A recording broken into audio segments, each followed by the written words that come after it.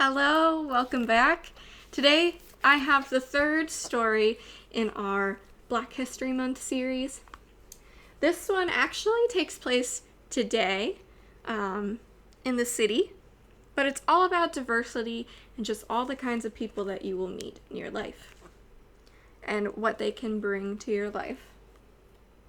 So this is called The Last Stop on Market Street by Matt de la Peña and Christian Robinson. CJ and his grandma take a bus ride together. They discover the beauty and wonder of their vibrant neighborhood. Have you ever ridden a bus before? I know at school we sing a song that goes, "The wheels on the bus go round and round." Do you like that one? Well, CJ and his grandma are about to ride a bus too. I wonder what kind of people they'll meet. The Last Stop on Market Street.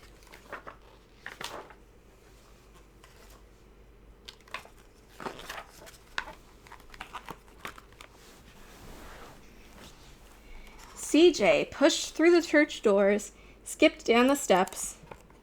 The outside air smelled like freedom, but it also smelled like rain, which freckled CJ's shirt and dripped down his nose.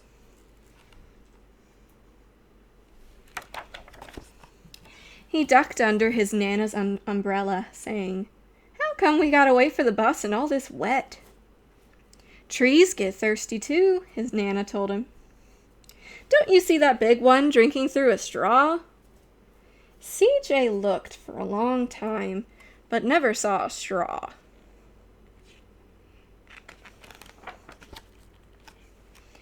From the bus stop, he watched water pool on flower petals, watched rain patter against the windshield of a nearby car.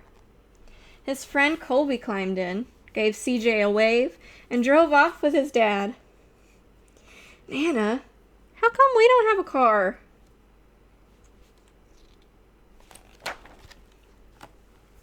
"Boy, what do we need a car for?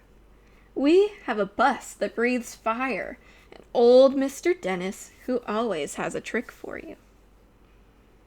The bus creaked to a stop in front of them. It sighed and sagged as the doors swung open.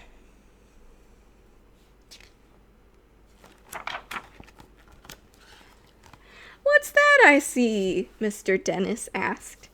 He pulled a coin from behind CJ's ear, placed it in his palm. Nana laughed her deep laugh and pushed CJ along. They sat right up front. The man across the way was tuning a guitar. An old woman with curlers had butterflies in a jar. Nana gave everyone a great big smile and a "good afternoon." She made sure CJ did the same.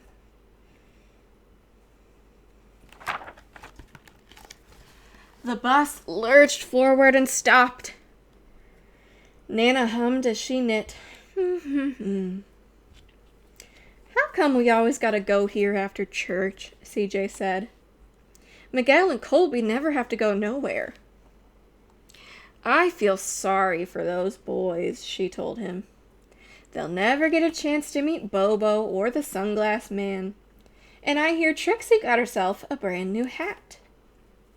CJ stared out the window, feeling sorry for himself. He watched cars zip by on either side, watched a group of boys hop curbs on bikes. A man climbed aboard with a spotted dog. CJ gave up his seat. "How come that man can't see?" "Boy, what do you know about seeing?" Nana told him. "Some people watch the world with their ears." "That's a fact. Their noses, too," the man said, sniffing at the air. "That's a mighty fine perfume you're wearing today, ma'am." Nana squeezed the man's hand and laughed her deep laugh.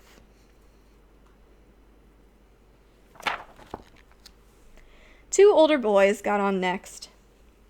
CJ watched as they moved on by and stood in the back. Sure wish I had one of those, he said. Nana set down her knitting. What for? You've got the real live thing sitting right across from you. Why don't you ask the man if he'll play us a song? CJ didn't have to. The guitar player was already plucking strings and beginning to sing.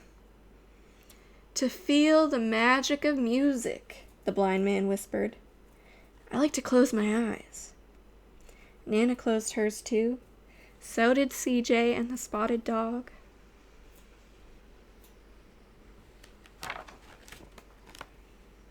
And in the darkness, the rhythm lifted CJ. Out of the bus, out of the busy city, he saw sunset colors swirling over crashing waves. He saw a family of hawks slicing through the sky. Saw the old woman's butterflies dancing free in the light of the moon. CJ's chest grew full, and he was lost in the sound, and the sound gave him the feeling of magic.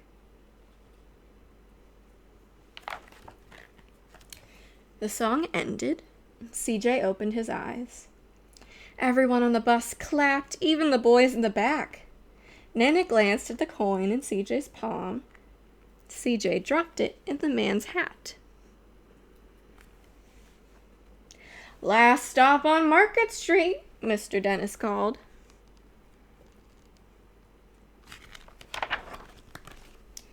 CJ looked around as he took a step off the bus. Crumbling sidewalks, broken down doors, graffiti-tagged windows, and boarded-up stores. He reached for his Nana's hand. How come it's always so dirty over here? She smiled and pointed to the sky.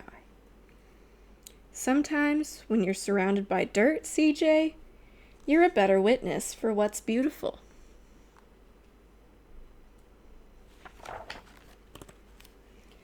CJ saw the perfect rainbow arching over their soup kitchen. He wondered how Nana always found beautiful where he never even thought to look. He looked all around them again, at the bus rounding the corner out of sight, and the broken street lamps still lit up bright, and the stray cat shadows moving across the wall.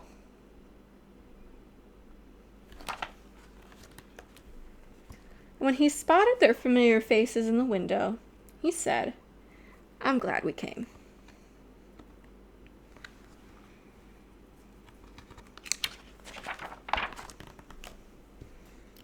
He thought his Nana might laugh at her deep laugh, but she didn't. She patted him on the head and told him, Me too, CJ. Now come on. And they served free soup at the soup kitchen.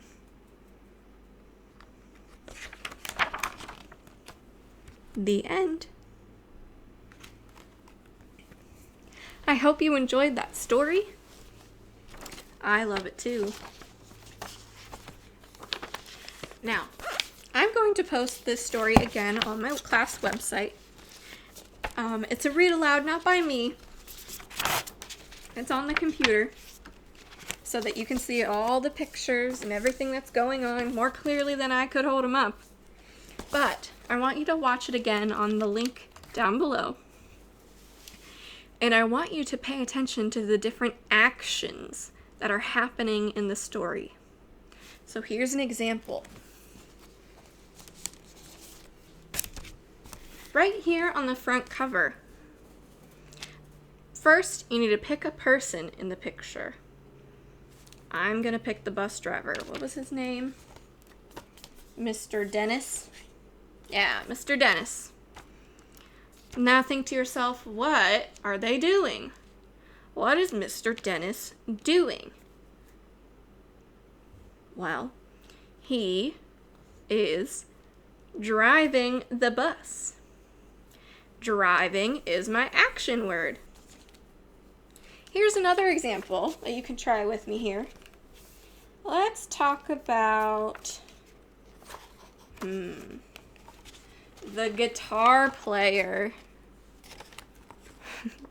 Kind of gives it away in his name, but what is he doing? He is playing guitar. Playing guitar, that was the action words. Now, go ahead, watch this video back or click the link down below to watch a different version and see how many action words and phrases you can find. Thanks for joining me today. I loved getting to read all these stories with you this week.